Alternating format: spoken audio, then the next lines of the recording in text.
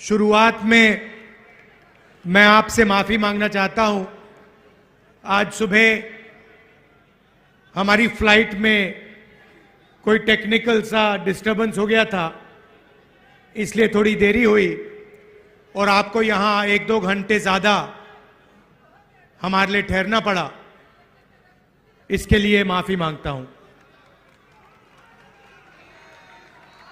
आपका मूड कैसा है? ठीक है? अच्छा है? ठीक है।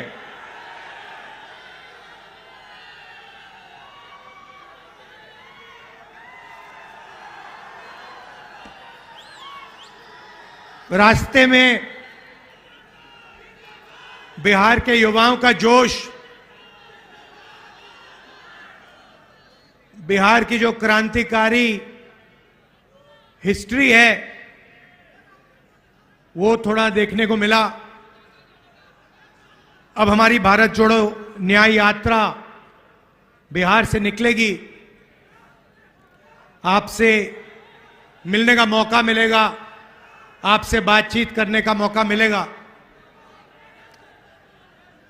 ये हमने भारत जोड़ो यात्रा 1 साल पहले की। कन्याकुमारी से कश्मीर तक चले 4000 किलोमीटर, हर रोज 20, 25, 30 किलोमीटर चलते थे 6 बजे उठकर, और लाखों लोग हमारे साथ चले। समुद्र के तट से शुरू किया, हिमालय तक पहुंच गए, पूरा देश देखने को मिला। युवाओं से बात की, किसानों से, मजदूरों से 7-8 घंटे बात होती थी। अलग अलग लोगों से बात होती थी और फिर शाम को 15-20 मिनट ऐसे हम अपनी बात रखते थे। लोगों ने हमसे पूछा 4000 किलोमीटर चलने की क्या जरूरत हुई? कहा कि देखिए राहुल जी, 4000 किलोमीटर शायद पहले कोई चला नहीं है, आपको जरूरत क्यों पड़ी? मैं कहता था देखिए, पूरा का पूरा सिस्टम जो है, मीडिया का सिस्टम, हिंदुस्तान का सिस्टम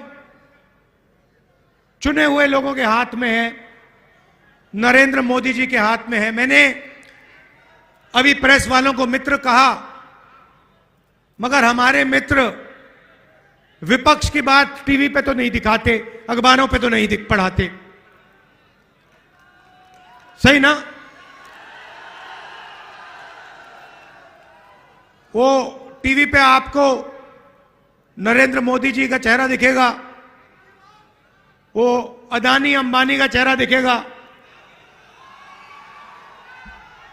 उसके साइड पे आपको ऐश्वर्या राय, अमिताभ बच्चन नाचते हुए दिख जाएंगे, डांस करते हुए,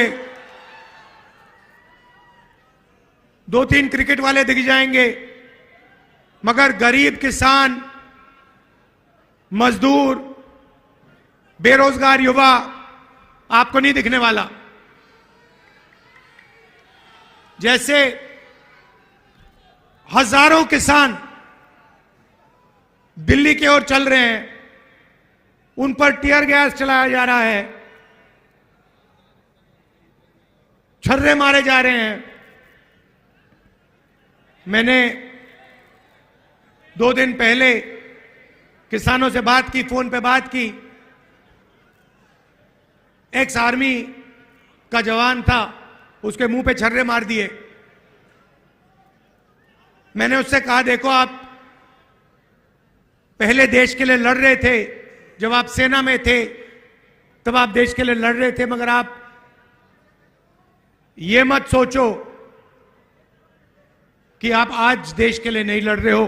जो आपने छर्रे मुंह में, जो आपके छर्रे मुंह में लगे हैं, ये भी आप देशभक्ति का काम कर रहे थे, किसानों की लड़ाई लड़ रहे थे। तो मीडिया में तो नहीं दिखेगा भैया। आप देख लो, यहां पे आपको भारत जोड़ो न्याय यात्रा में हजारों लोगों की भीड़ दिखेगी, मगर आप टीवी ऑन करोगे तो सिर्फ नरेंद्र मोदी जी का चेहरा दिखेगा। वो सुना है वहां दुबई में वहां के राजा से गले मिल रहे हैं, 2-3 बार गले मिलेंगे, तो वो टीवी पे दिखने को मिलेगा। इसलिए 4000 किलोमीटर हम चले, क्योंकि हम डायरेक्ट जनता से बात कर रहे हैं। मतलब ये जो टेलीविजन वाले बिचौली हैं, इनको हमने परे कर दिया है। भारत जोड़ो यात्रा पे हमने नारा दिया, नहीं हमने नहीं दिया, नारा भीड़ से निकला। एक दिन एक व्यक्ति बाहर दौड़ता हुआ आया, पुलिस वाले ने उसको मारा। पहले इधर से आया, इधर से पुलिस वालों ने रोका, फिर दूसरी साइड से आने की कोशिश की, फिर उसको 2-3 धक्के लगे। अंत में वो दौड़ता हुआ आता है मेरे सामने, ऐसे खड़ा होकर कहता है, राहुल जी मैं समझ गया, मैं जानता हूं आप क्या कर रहे हो।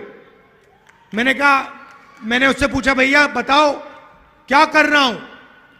कहता है नफरत के बाजार में मोहब्बत की दुकान खोल रहे हो। मैंने कहा बात तो सही है।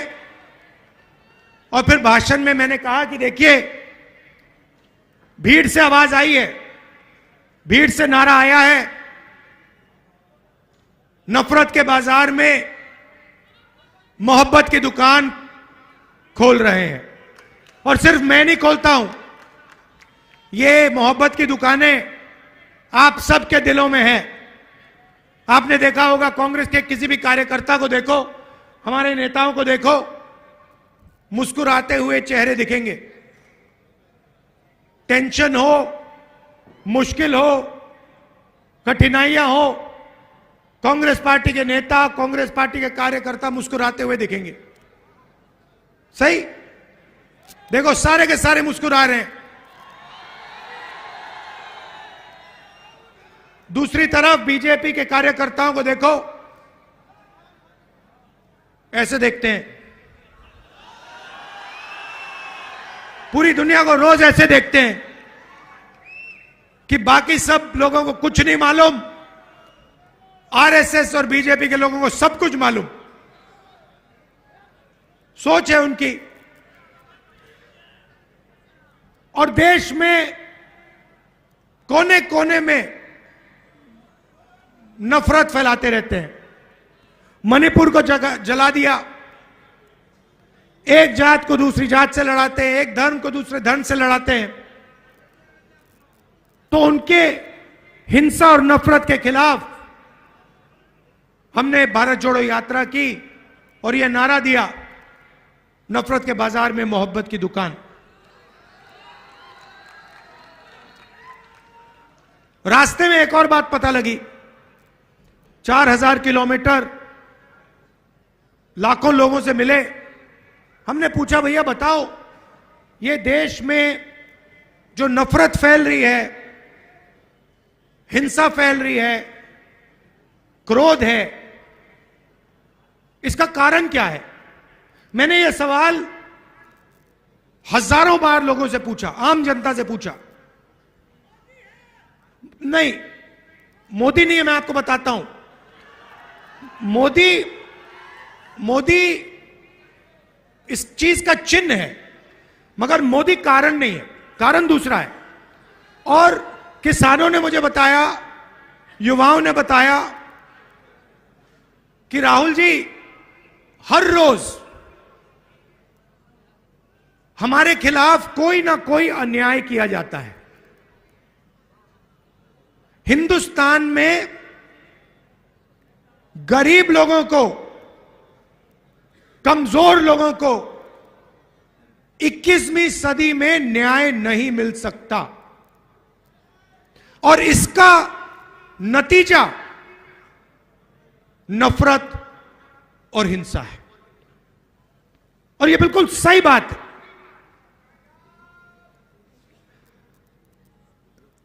गरीब व्यक्ति जितनी भी कोशिश कर ले, किसान जितना भी चिल्ला ले, मजदूर जितनी जोरों से चीखे, उसे इस देश में मालूम है कि मुझे न्याय नहीं मिल सकता। रोज दिखता है उसको। आप देखिए,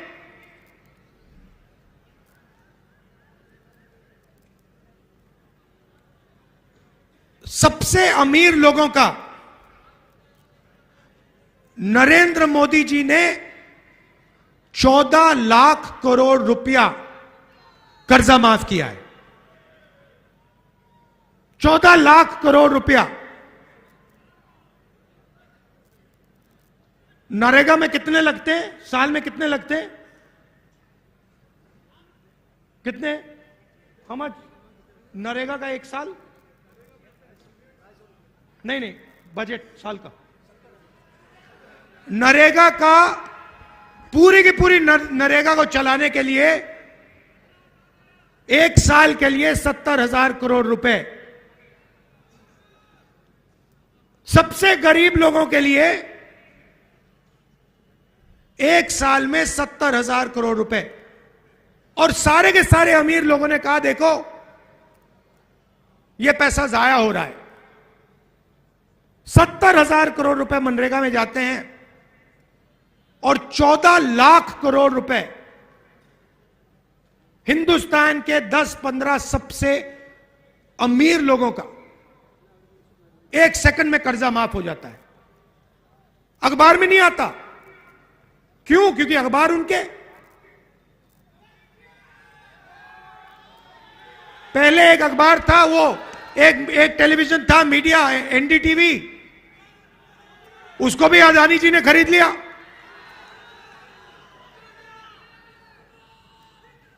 तो जहां भी आप देखें, किसानों की ओर देखो, युवाओं की ओर देखो, मजदूरों की ओर देखो, आपको अन्याय अन्याय दिखेगा। 21वीं सदी है।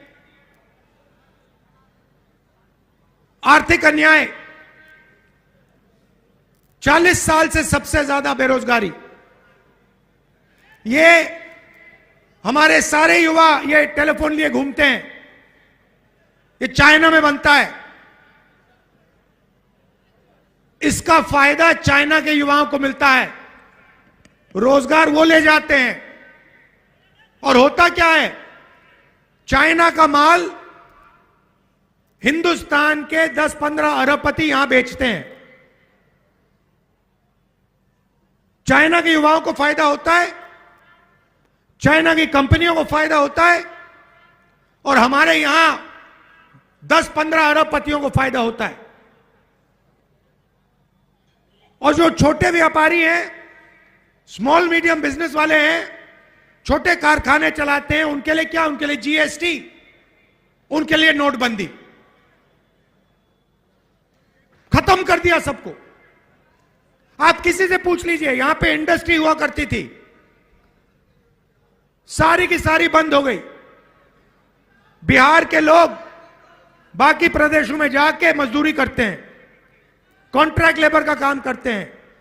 यहां पे 4 लाख शिक्षा के मजदूरी कर रहे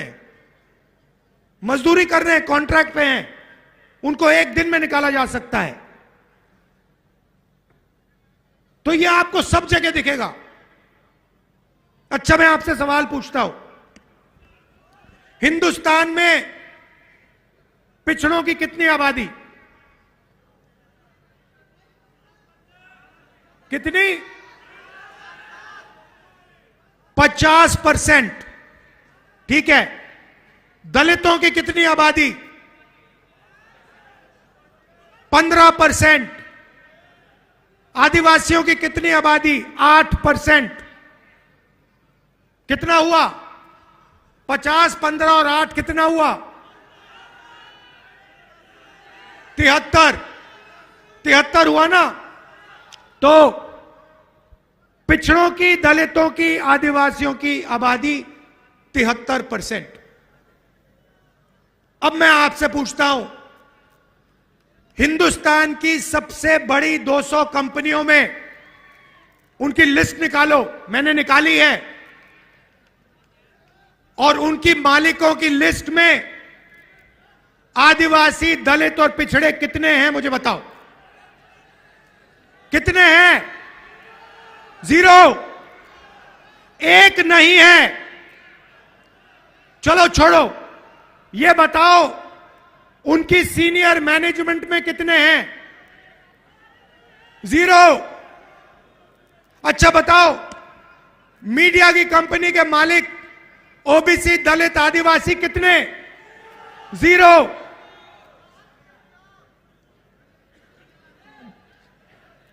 प्राइवेट अस्पतालों के मालिक बताओ? 0। प्राइवेट कॉलेज, यूनिवर्सिटी के जो बड़े बड़े संस्थाएं हैं उसमें बताओ कितने? 0। एक नहीं दिखेगा आपको। अब एक काम करो,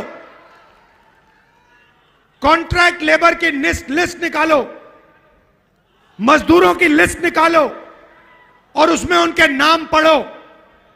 आपको सारे के सारे दलित, आदिवासी और पिछड़े मिलेंगे। उसमें थोड़े से जनरल कास्ट के गरीब लोग मिलेंगे। यहां पे जनरल कास्ट के लोग हैं।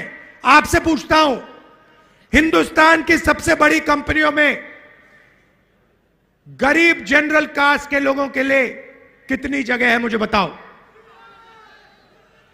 0। 90 लोग इस देश को चलाते हैं।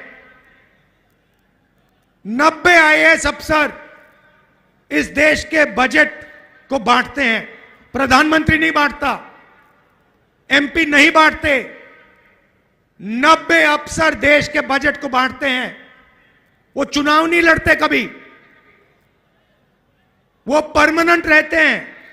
चाहे कुछ भी हो जाए, चुनाव कोई भी जीत जाए, हार जाए, कोई फर्क नहीं, ये 90 लोग वहीं के वहीं बैठे रहेंगे।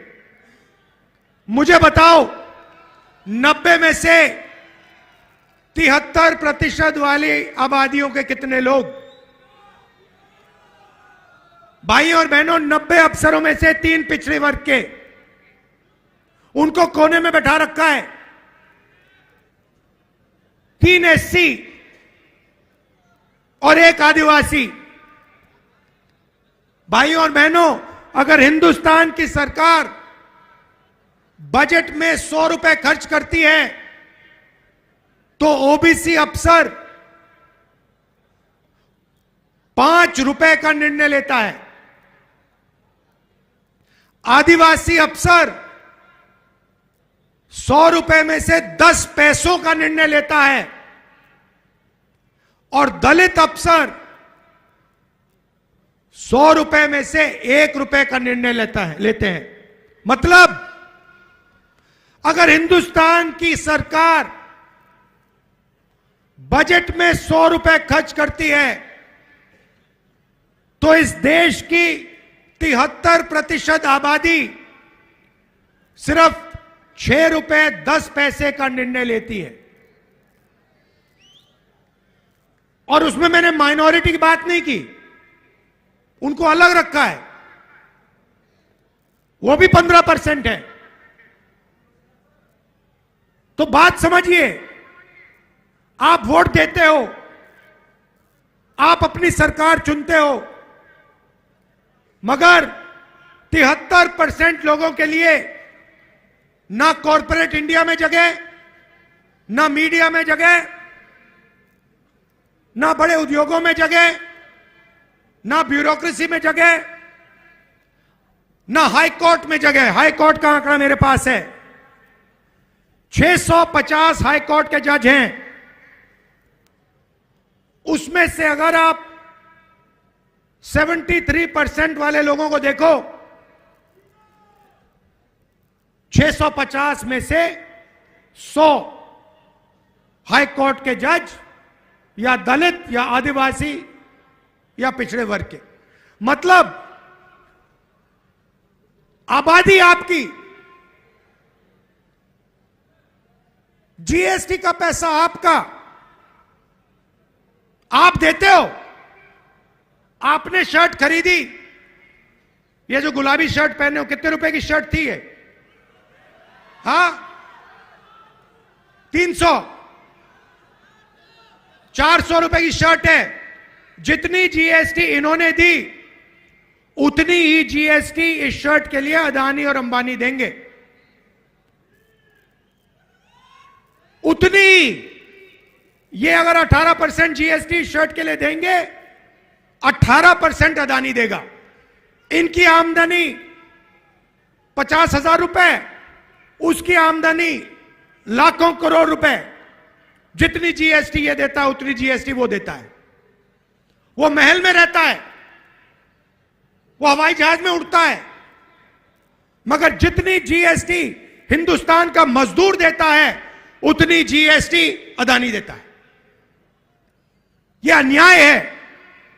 आपके जीएसटी का पैसा जाता है और आपकी कहीं भागीदारी है ही नहीं, ना मीडिया में, ना सरकार में, ना कोर्ट में, ना प्राइवेट अस्पताल वाले सिस्टम में, ना कॉलेज यूनिवर्सिटी वाले सिस्टम में, कहीं नहीं हो आप।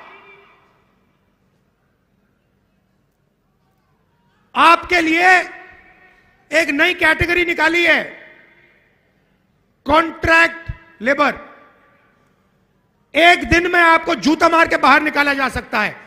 वो है 73% लोगों की जगह। सुबह उठो, मजदूरी करो, और अगर बात अच्छी नहीं लगी, 1 मिनट में आपको उठा के बाहर फेंक देते हैं। 73% के साथ यह हो रहा है, पूरे देश में हो रहा है। इसीलिए मैंने जाति जनगणना की बात उठाई। मैंने कहा, देखिए, किसी को चोट लगती है, पहला काम डॉक्टर कहता है, भैया देखो हाथ में चोट लगी है, चलो एक्सरे कराओ। हुआ होगा आपके साथ, हुआ है? भैया एक्सरे कराओ।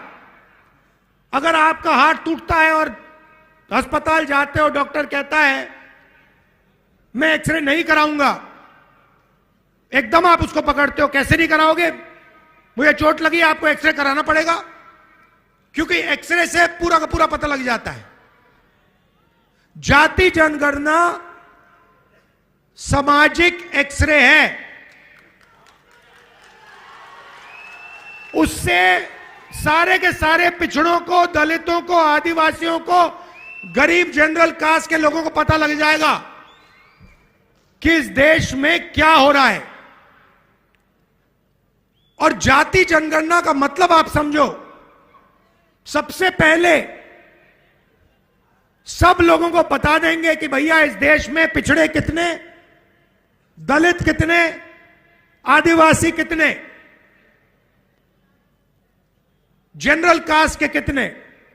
उसके बाद हम फाइनेंशियल सर्वे कराएंगे, कितना धन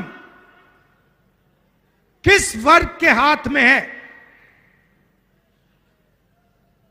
ये देश सोने की चिड़िया कही जाती थी, यह आज भी सोने की चिड़िया है, मगर भाइयों और बहनों, सोने की चिड़िया आपके हाथ में नहीं है, अदानी जी के हाथ में है।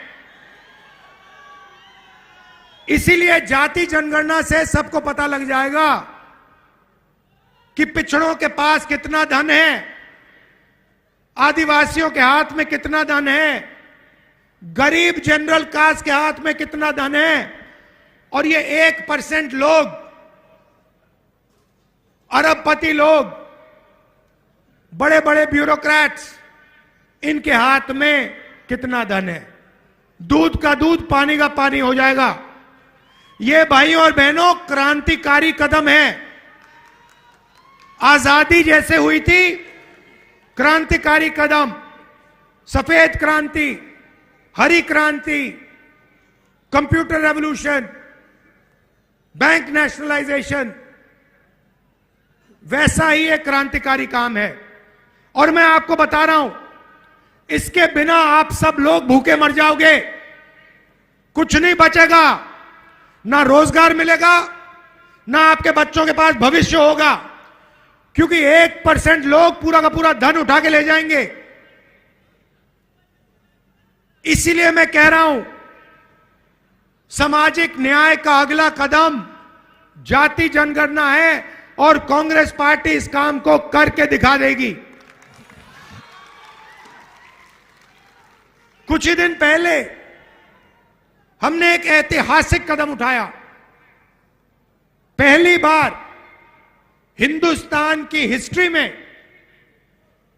हमने कहा कि हिंदुस्तान के किसानों को हम लीगल गारंटी दे के एमएसपी देंगे।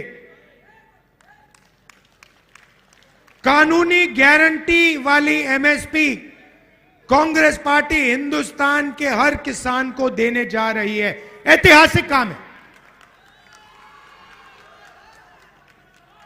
जैसे ही मैंने जाति जनगणना की बात की, नरेंद्र मोदी जी कहते हैं हिंदुस्तान में जात तो है ही नहीं, एक अमीर है एक गरीब है, दो ही जात हैं।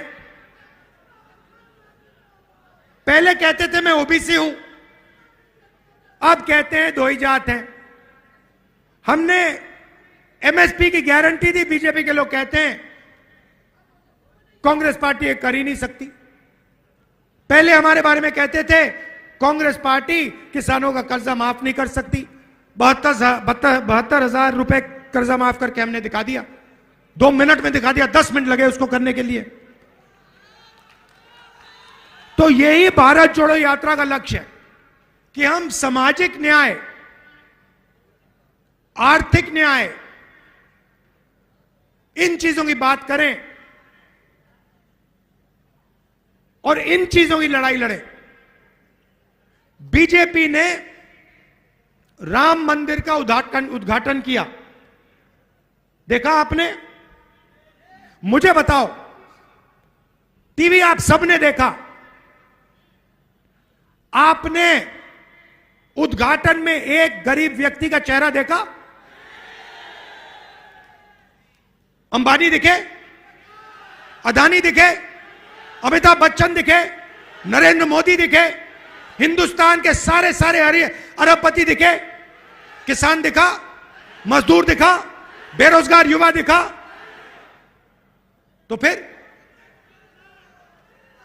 बात समझिए, ये नरेंद्र मोदी जी 2-3% के लिए काम करते हैं। ये पूरा ड्रामा जो चल रहा है आपके ध्यान को भटकाने का है। टीवी वाले मिले हुए हैं, मीडिया वाले मिले हुए हैं,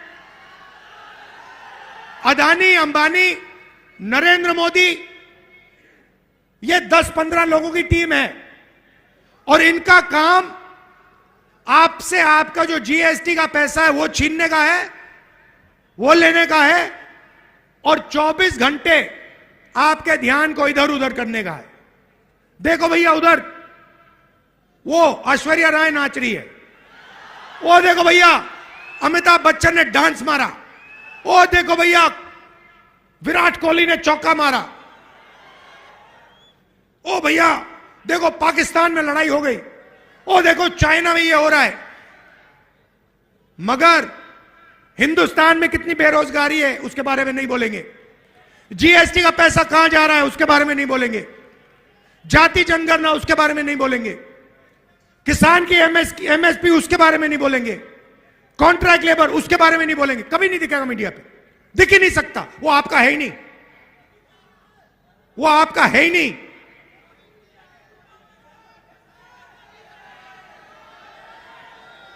तो ये हिंदुस्तान में लड़ाई है,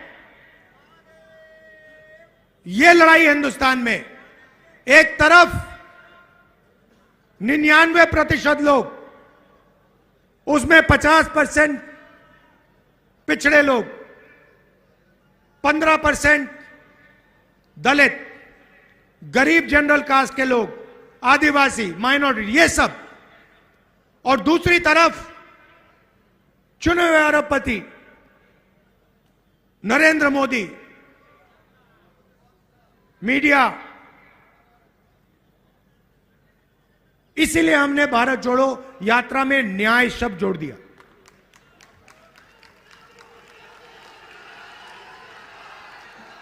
आप सब आए, इतने प्यार से आपने मेरी बात सुनी,